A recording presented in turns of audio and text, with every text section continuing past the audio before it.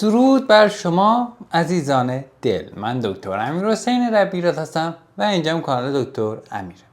ببینید، دلیل اینکه خیلیمون لاغر نمیشیم به طور واضح چیه؟ به طور واضح اینه که غذاهای چرب و چیلی میخوریم، غذاهای قند زیادی دارن میخوریم و یک سری کارهای دیگری میکنیم که این رو به ما نشون میده که ما نمیتونیم لاغر بشیم. اما این رو هم باید بدونیم که خیلی از افراد میان رژیم میگیرن، میان این غذاها رو هضم میکنن، یه ذره پرتحرک‌تر هستن، ورزش میکنن و رژیم‌هایی مثل رژیم‌های روزه‌داری متناوب و یا رژیم‌هایی مثل کتوژنیک بگیرن، اما اونها هم نتیجه نمیگیرن. چرا؟ اونها که دارن این همه کار انجام میدن، اونها که دارن این همه تلاش میکنن، از خیلی چیزا میزنن، از لذت‌هایی که برای غذا خوردن هست دارن میزنن، اما اونا چرا نتیجه نمیگیرن؟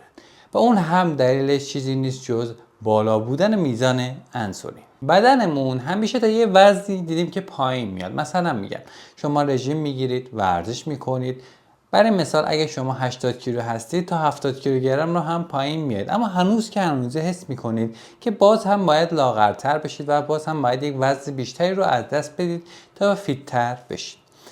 اما بعد از اون دیگه پایینتر نمیاد، روی 70 مثلا استوب میکنه و گیر میکنه. اونم به دلیل اینه که میزان و همچنین مقاومت انسولین در اون قسمت بالا هست. وقتی میزان و مقاومت انسولین بالا باشه چه اتفاقی برای بدنمون میفته؟ اول از همه بیایم ببینیم که چطوری مقاومت و میزان انسولین میره بالا.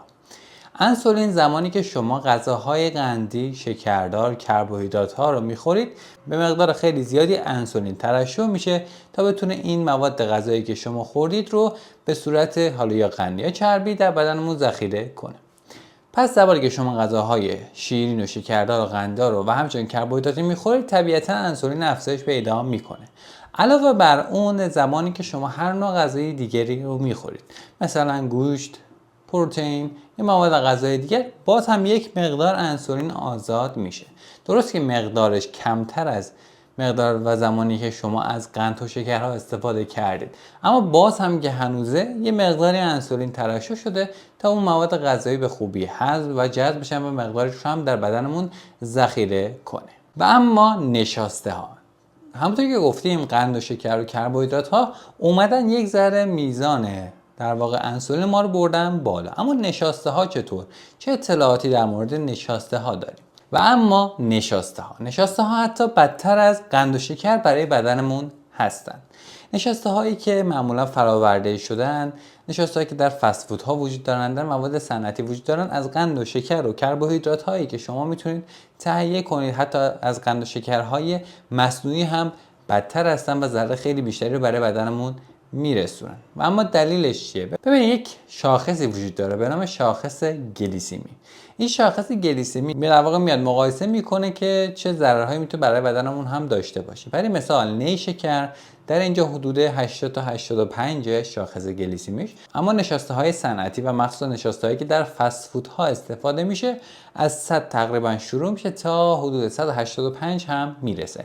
یعنی حدودا بین 2 تا 2.5 برابر میتونه برای بدن ما هم ضرر داشته باشه. پس خیلی باید بیایم اینها رو جدی بگیریم و اینکه فکر کنیم که چون قند و شکر و کربوهیدرات نیستن برامون ضرری ندارن، این کاملا اشتباهه. از ذهنتون پاکش کنید و سعی کنید تا جایی که میتونید از نشاسته های صنعتی و فراورده شده استفاده نکنید. یکی دیگر از عواملی که باعث میشه شما نتونید به خوبی وزن کم کنید، در واقع یه جور قند پنهان هم هست و زیاد اطلاعاتی در موردش نداریم، چیزی نیست جز روغن‌های دانه‌ای. روغن‌های دانه‌ای به چه روغن‌هایی میگیم؟ روغن‌های آفتابگردان، روغن کتان و روغن ذرت و روغن‌های دیگری که از دانه‌ها به وجود میاد.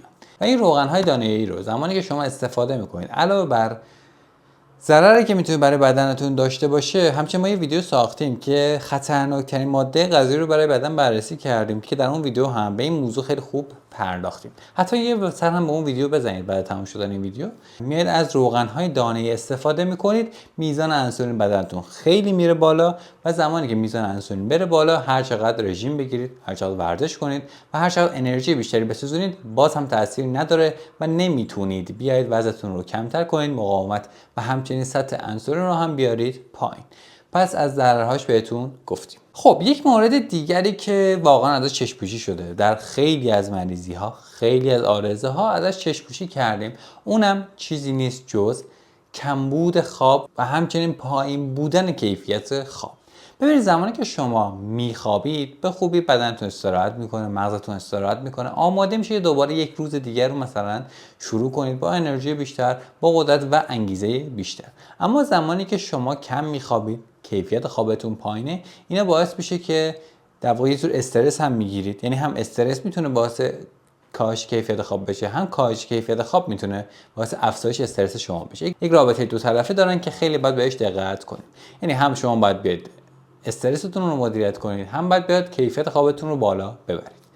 و زمانی که این اتفاقات میفته نمیتونید خوب بخوابید، نمیتونید خوب استراحت کنید، زمانی که بلند میشید تمایل دارید از غذاهای فست فودی، غذاهای مضر، غذاهایی که خیلی میتونه بدنتون آسیب بزنه از اونها استفاده کنید و نتونید به خوبی بدنتون رو مهیا برای یک روز دیگر و یک روز کاری دیگر بکنید و اینجوری باعث شده که رفتید غذا اشتباه خوردید، هورمون استرستون زیاد شده که ضررهای وحشتناکی برای ما داره و همچنین اومدید خوابتون رو کاهش کیفیت دادید و نتونستید بدنتون رو ریکاوری کنید. و این مورد دیگری که اون هم در اکثر ویدیوهایی که مرتبط با کاهش مقاومت و میزان انسولین هم هست بررسی میکنم اینه که شما سعی کنید میان وعده ها رو حذف کنید. خب مرحله اول رژیم روزه‌داری متناوب که ویدیوش رو بالا براتون قرار میدم چی بود؟ مرحله اول اینه که زمانی که شما میاد از 3 وعده غذایی در روز استفاده میکنید، بینش هم اومدید میان وعده های غذایی رو گذاشتید. یعنی چی؟ یعنی از صبح که بلند میشید تا شب که دارید میخوابید یک سره داره انسولین ترشح میشه. این بدترین چیزیه که برای لاغری و کاهش وزن لازمه. پس اومدیم در مرحله اول میان وعده ها رو حذف کردیم و شد 3 تا در واقع وعده غذایی در روز و مرحله بعدی که در اون ویدیو به صورت خیلی کامل و جامع و علمی بررسی کردیم. زمانی که شما میان وعده ها رو حذف میکنید بدن فرصت داره اون وسط ها یه مقدار استراحت کنه، یه مقدار میزان انسولین بیاد پایین و اینجوری در واقع به لاغری شما هم کمک میکنه. خب تا اینجا 3 تا حالتی که 3 تا کاری که میتونیم انجام بدیم که میزان و مقاومت انسولینمون بیاد پایین چیا بودن؟ 1 قند و شکر و نشاسته های صنعتی و فرآورده شده رو بذاریم کنار، 2 میان وعده ها رو حذف کنیم و 3 انجام دادن ورزش. خب زمانی که همه اینها رو حذف میکنید معمولا 2 تا گزینه و 2 تا علامت و علائم جلوی رویتون قرار میگیره. اونا چی ان؟ ببینید زمانی که شما قند و شکر رو حذف کردید، میان وعده ها رو حذف کردید، در واقع جور فاز کتوزی میشید یا در واقع رژیم کتوژنیک که شاید هم ندونسته این کارها رو انجام بدید و ندونید که این کارهایی که دارید انجام میدید در واقع بخشی از رژیم کتوژنیک یا حتی بخشی از روزه‌داری متناوب یا همون اینترمیتینگ فاستینگ هست. اینها میان باعث چه اتفاق میشن؟ شما خیلی گرسنه‌تون نمیشه دیگه و 2 اینکه انرژیتون خیلی افزایش پیدا میکنه. این به معنی اینه که بدن شما به جای استفاده از قند و شکر اومده از چربی ها و مخصوصا چربی هایی که در بدنتون ذخیره شده در بخش شکم و پهلو و دیگر بخش های بدن که خیلی در اون قسمت ها چربی ذخیره میشه اومده از اونها استفاده کرده، در نتیجه انرژی شما رفته بالا و بالاتر. همچنین استفاده کردن از یک سری داروها و آنتی بیوتیک ها باعث میشه که مقاومت انسولین بره بالاتر، یعنی ما از هدفمون دورتر بشیم، نتونیم به خوبی چربی سوزی کنیم و چربی های بدن رو برای انرژی و دریافت انرژی رو از دست میدیم و نمیتونیم از اونها استفاده کنیم. پس سعی کنید تا جایی که میتونید از داروهای شیمیایی و آنتی بیوتیک ها استفاده نکنید. علاوه بر این شما برای اینکه میزان مقاومت انسولین رو بیاری پایین و از اونور حساسیتش رو ببرید بالاتر، یک کاری که میتونید خیلی انجام بدید اینه که از سرکه های سیب استفاده کنید.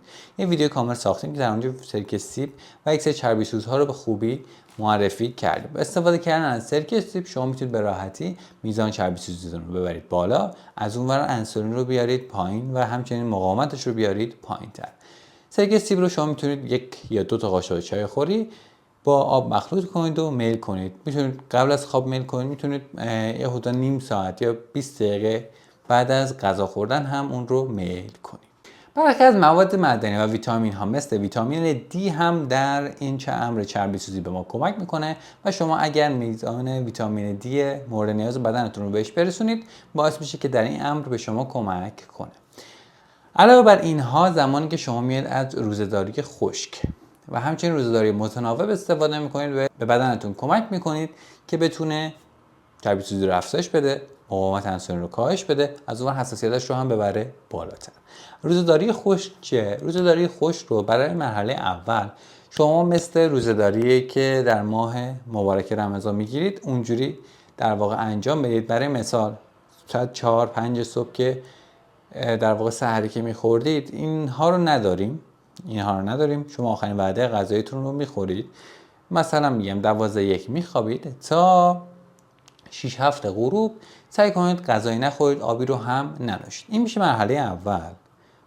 حالا ممکنه 12 اگه برای شما سخته تا 7 صبح میتونید 12 تا مثلا 2-3 بعد از ظهر یک ذره بیشتر رو هم این کار رو انجام بدید. اما مرحله بعدیش در واقع رژیم 24 ساعته خشک، یعنی 12 شب مثلا میگم آخرین وعده غذایی آخرین آبی رو نوشیدید و 24 ساعت هیچ چیز مصرف نمی‌کنید، نه آب نه ماده غذایی، و بعد از 24 ساعت شما میتونید دوباره به زندگی عادی برگردید. پس رژیم خشک رو به 2 مرحله تقسیم کردیم.